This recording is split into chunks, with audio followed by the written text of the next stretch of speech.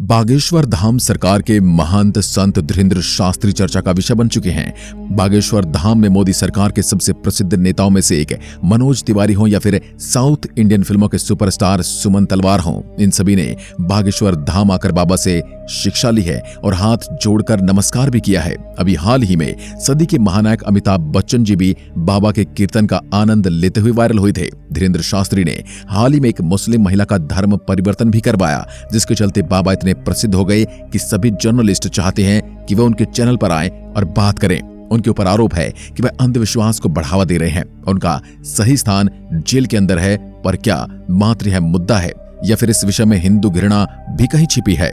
बागेश्वर धाम के महंत केवल इंसान को देखकर उसका और पूरे खानदान का नाम तथा उनकी सारी समस्या पहले ही पर्चे पर लिख देते हैं।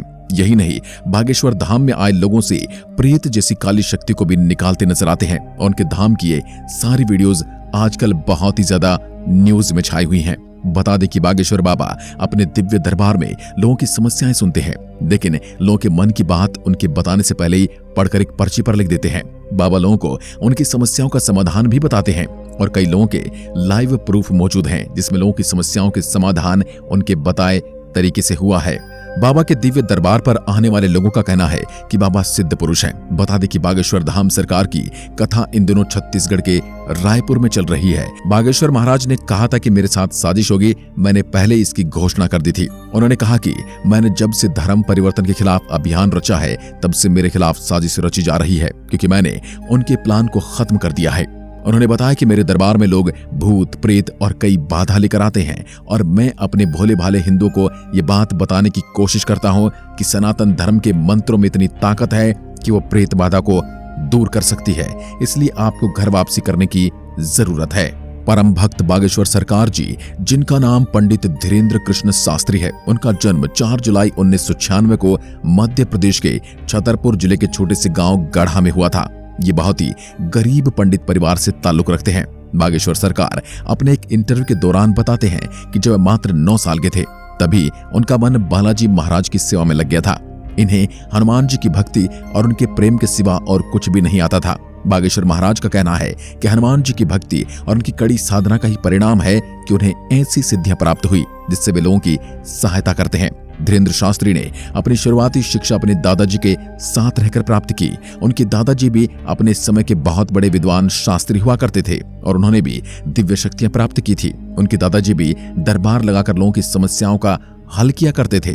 तभी से धीरेंद्र शास्त्री ने अपने दादाजी को अपना गुरु मान लिया और उनसे ही सारी चीजें सीखने लगे और उसके साथ इन्होंने रामायण और गीता जैसे धार्मिक ग्रंथों का अध्ययन किया। धीरेंद्र कृष्ण शास्त्री ने बैचलर ऑफ आर्ट्स में शिक्षा प्राप्त कर रखी है। दादाजी की मृत्यु के बाद दरबार कई सालों तक खाली रहने लगा, फिर भी धीरेंद्र शास्त्री ने हनुमान जी की सेवा करनी नहीं छोड़ी और वह लगातार बालाजी के नाम का ध्यान करने लगे। लंबे समय तक ध्यान में लीन रहने के बाद धीरेंद्र कृष्ण शास्त्री के ऊपर बालाजी और उनके स्वर्गीय दादाजी ने अपनी कृपा दिखाई। अचानक से ही उन्हें अपनी असीम शक्तियों का एहसास होने लगा। उन्हें महसूस हो रहा था कि वे लोगों के मन की बात को समझ सकते हैं, लोग क्या चाहते हैं और उनके दिमाग में क्या चल रहा है। ये सारी बातें वह बिना कुछ कहे ही समझ जाते थे और उनके निवारण भी बताते थे।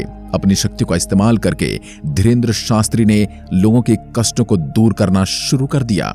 नागपुर विवाद के बाद बागेश्वर धाम के महाराज पंडित धीरेंद्र कृष्ण शास्त्री सुर्खियों में हैं। नागपुर विवाद में सफाई देते हुए बागेश्वर महाराज ने अपनी शक्ति के बारे में भी बताया। एक निजी टीवी चैनल से बात करते हुए बाबा ने कहा कि मैं कोई तपस्वी या माइंड रीडर नहीं हूँ। जब मैं गद्दी पर नहीं बैठा हुआ होता हूँ तो एक साधारण इंसान रहता हूँ, लेकिन गद्दी में बैठने के बाद भगवान बालाजी और हनुमान जी का ध्यान करने के बाद जो आदेश मिलते हैं उन्हें मैं पर्ची पर लिख देता हूँ। उन्होंने कहा, जब लोग मेरे पास अर्जी लगाते हैं तो हम उस अर्जी के बारे में अपने गुरु से प्रेरणा लेते हैं और उसे लिख देते हैं।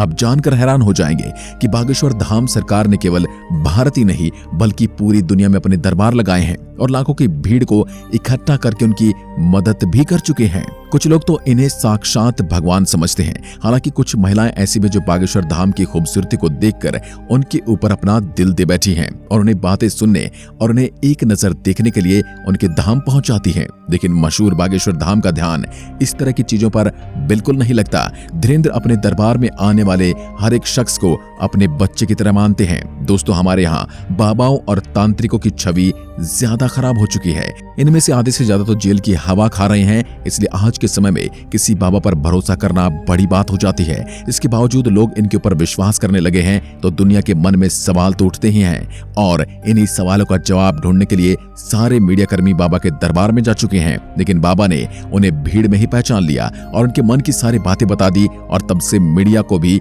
उनके चमत्कार का अंदाजा हो गया। एक बार कट्टर मुस्लिम पत्रकार भी उनके धाम जाकर उनकी परीक्षा लेने गया, परंतु बागेश्वर धाम के बाबा जी ने पहले उनकी पोल खोल दी थी कि उसके परिवार के बारे में सब कुछ बता दिया था। ये देखकर वो दोनों पत्रकार हक्के बक्के रह गए।